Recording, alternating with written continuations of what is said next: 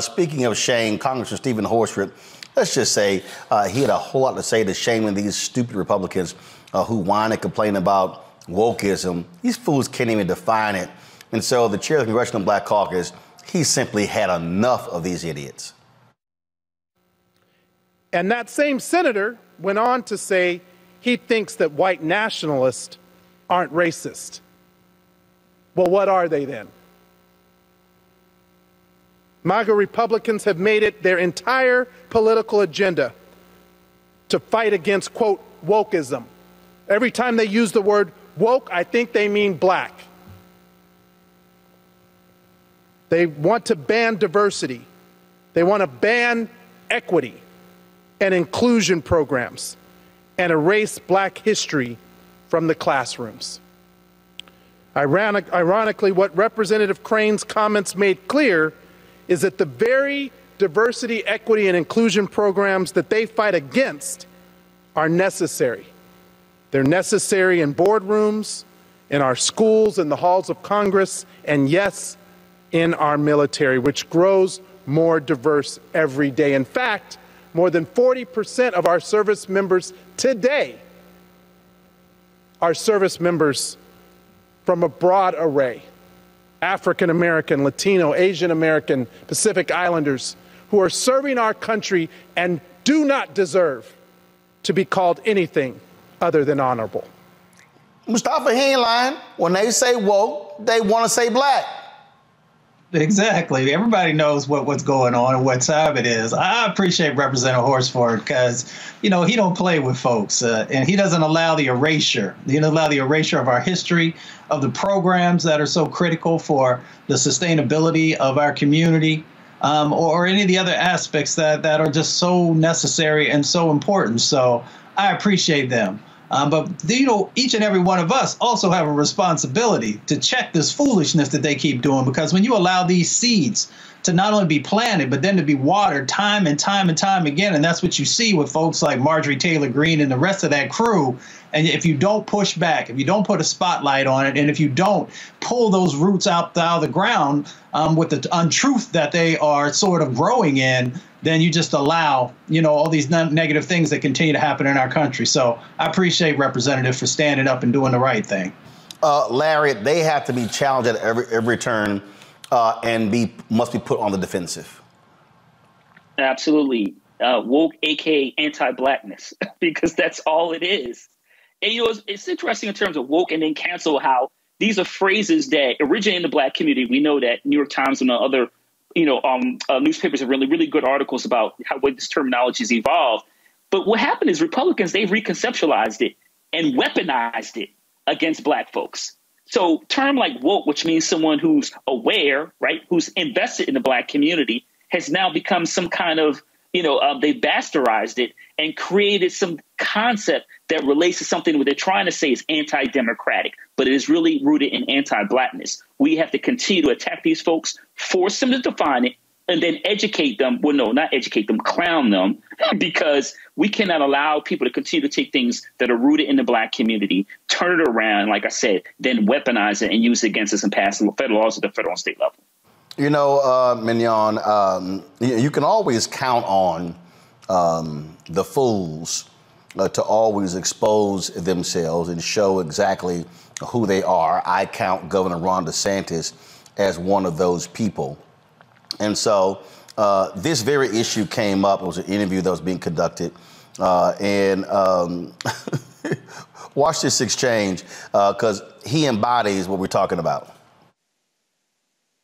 It surveyed people, I think 16 to 28 barriers to service, and beyond the ones such as don't want to die, don't want to be injured, don't want to be away from my family. The biggest issues were the number 2 issue: women and racial or ethnic minorities are discriminated against in the Army. Wokeness is listed here, but it's only number 9. So that would suggest that wokeness is not as big. Well, but I think there's an issue about, like, not everyone really knows what wokeness is. I mean, I've defined it, but a lot of people who rail against wokeness can't even define it. And so I think it's a sense of, this is not something that's holding true to the core martial values that make the military unique. And I can tell you, the veterans, you don't have to look far and wide. Go to a VFW hall, go to an American Legion. There's huge amount of concern about the direction that the military is going with all this. And here's the thing, things like DEI and all that stuff, it hasn't worked in other aspects of society. It very well may be on the constitutional chopping block in light of the Supreme Court's decision on racial discrimination in higher education. And so it's not a model that I think is going to be successful in the military. And so we're going to do what has been successful in the past, and I think you're going to see better recruiting as a result. So the Pentagon says that they do try to achieve diversity in recruiting, but not when it comes to promotions. That's all merit-based. Well, I mean, I think that we have seen standards watered down in different situations. I think that that's probably not accurate. Obviously, they're going to say they're doing a good job. I mean, we get that. That's going to be their thing, but I don't think that that's in tune with reality. Mignon, I kind of recall a racist past in the military. Second of all, to listen to this idiot, Ron DeSantis, say, oh, this doesn't work for our military. And then he cites the Supreme Court's affirmative action decision. Correct me if I'm wrong, but did not the same Supreme Court allow it to be maintained at the military universities because they said there's a compelling national interest to have affirmative action in the military academies? So this same Supreme Court actually said, Ron DeSantis, no, we need it in the military because we need black bodies too. That's right. That's right. It's interesting. You know, one of the things that he did there, which I thought was really fascinating, he didn't use the term affirmative action. He flipped it and he used racial discrimination instead when he was talking about higher education. And yes, the Supreme Court absolutely stood by. Yes, we can have black bodies on the fields. We can have black bodies. We can have black people giving their lives, but we cannot have them in higher education at the same rates as other folks. This whole notion of woke, it is absolutely 100% anti-blackness. But let us not forget that it is, while it is anti-blackness, and while they are trying to strip away our history and basically erase us, this erasure of our knowledge, our history, our culture, our bodies, our being, our capacity to have social mobility, right, to be able to rise. While they're doing that, they're also, and I'm very careful about telling this to my students I teach undergraduates, and I'm very cognizant of telling them this. They are legislating the ignorance of white people. They are not just enforcing anti-black policies. They are legislating the ignorance of white people. All of these issues around critical race theory and around wokeness and all of this and banning books came up after George Floyd. And it came up after they saw too many white young people standing hand in hand fighting against racial injustice with black people. And then all of a sudden you saw them lose their minds, right? And so now they're just going at it in every capacity that they can.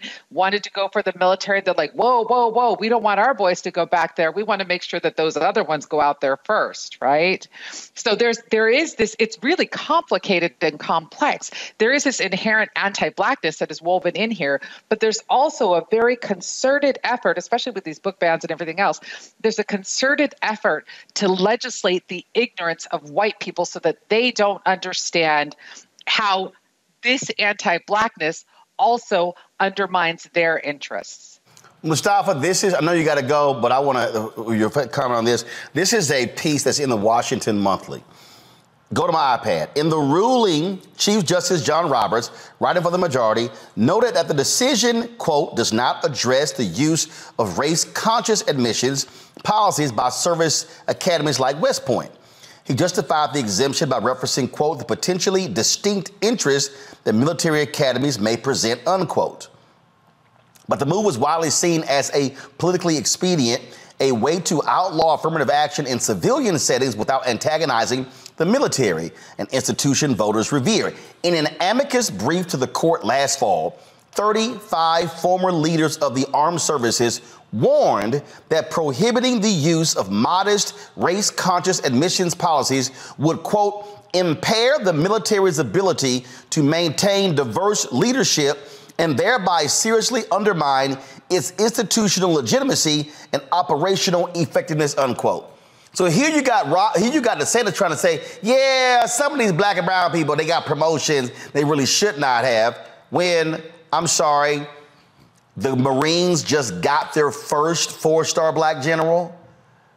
Tommy Tuberville is holding up only the second African-American to be the head of the Joint Chiefs of Staff. When our frat brother, who was going to assume that, he was the first African-American to be the Air Force Chief of Staff. So it ain't like the military has just been loaded with black and brown 3- and 4-star generals. Exactly. You know, once you strip off the veneer of folks like Ron DeSantis and Abbott and the rest of them, you get to really see who they are, what they stand for, and their anti-blackness. It is a part of this strategy that we've often talked about that's been going on now for decades that is now playing out. And, you know, when we look at what the folks in the military side of the equation are doing, you can take that exact same language and apply it to other universities who are also looking to be able to make sure that they are meeting the needs of the 21st century. You can take that same thing and overlay it into corporations, since now they're going after corporations as well, and saying that if you focus on diversity, or if diversity is a part of the criteria of your decision making, then you're going to have to deal with us. So we see who you are. Yes, your sheet is showing, and we know where you're coming from. But we're going to continue to fight. We're going to continue to organize. And we're also going to continue to have white brothers and sisters, those young ones, standing hand in hand with black and brown folks, saying that the 21st century is going to look different than the 20th century. And your ways of doing things no longer have utility or meaning in the lives of Americans moving forward. All right, folks, back to that Roland Martin Unfiltered video in just one moment. For decades, the tobacco industry has deliberately targeted black communities and kids with marketing for menthol cigarettes. It's had a devastating impact on black health. Tobacco use claims 45,000 black lives every year. It's the #1 cause of preventable death. In the 1950s, less than 10% of black smokers used menthol cigarettes. Today, it's 85%. Ban menthol cigarettes. Save lives. When you talk about blackness and what happens in black culture, we're about covering these things that matter to us, speaking to our issues and concerns. This is a genuine people-powered movement. There's a lot of stuff that we're not getting. You get it, and you spread the word. We wish to plead our own cause. Too long have others spoken for us. We cannot tell our own story if we can't pay for it. This is about covering us. Invest in black-owned media. Your dollars matter. We don't have to keep asking them to cover our stuff. So please support us in what we do, folks. We want to hit 2,000 people, $50 this month, raise $100,000. We're behind 100,000, so we want to hit that. Your money makes this possible. Checks and money orders go to P.O. Box 57196, Washington, D.C. 20037-0196. The Cash App is $RM Unfiltered. PayPal is R Martin Unfiltered. Venmo is RM Unfiltered. Zelle is Roland at RolandSMartin.com.